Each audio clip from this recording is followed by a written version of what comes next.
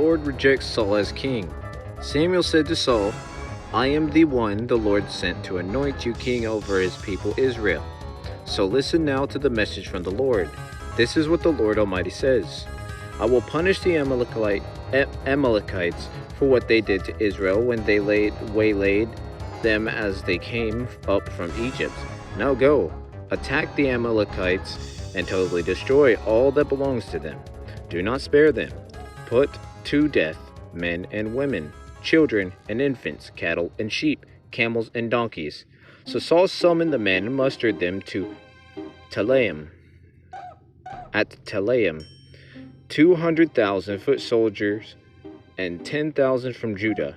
Saul went to the city of Amalek and set an ambush in the ravine. Then he said to the Kenites, Go away, leave the Amalekites, so that I do not destroy you along with them.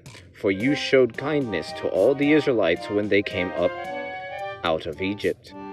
So the Kenites moved away from the Amalekites.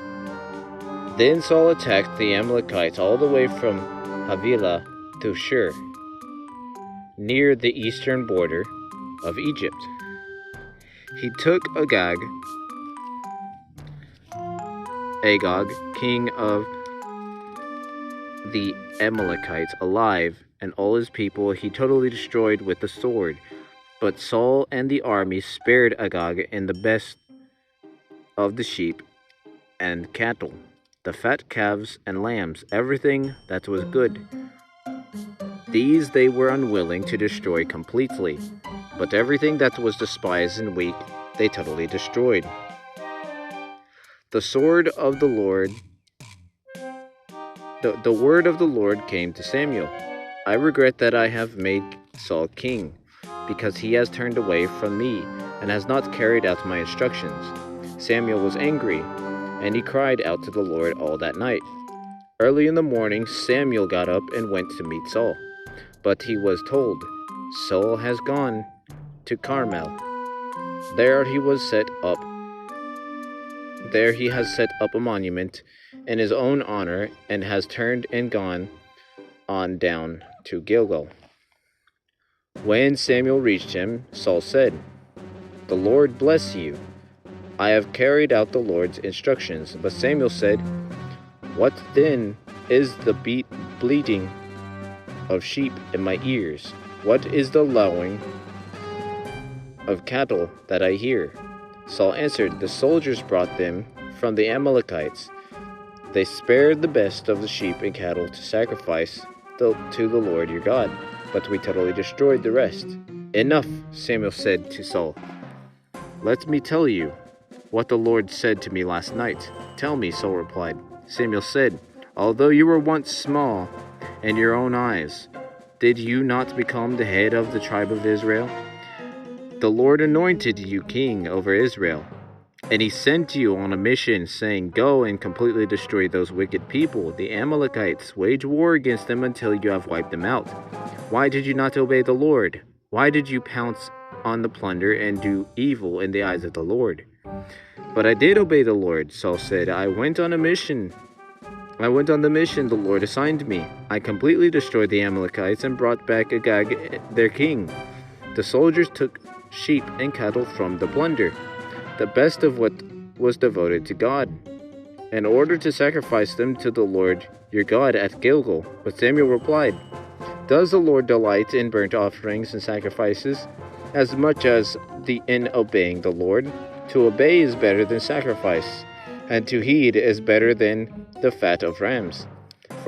For rebellion is like the sin of divination, and arrogance like the of idolatry.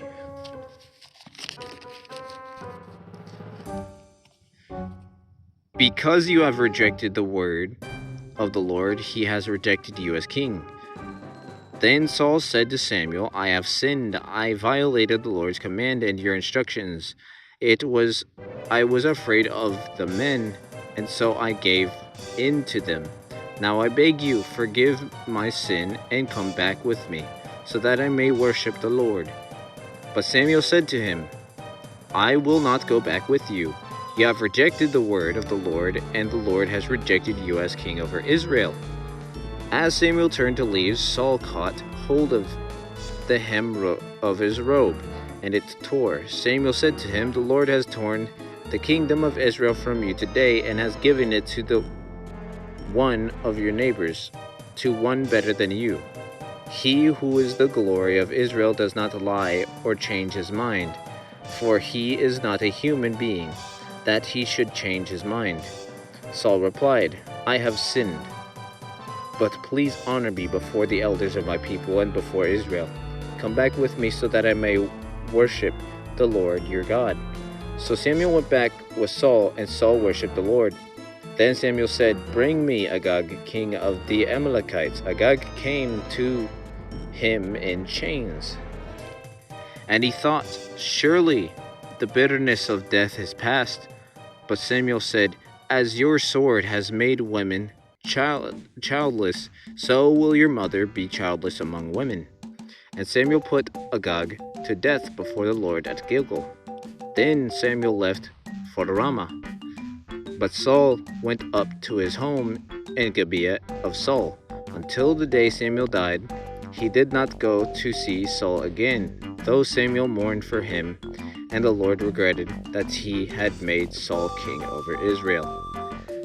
Samuel anoints David. I will get to that next time. I will see you guys in the next video.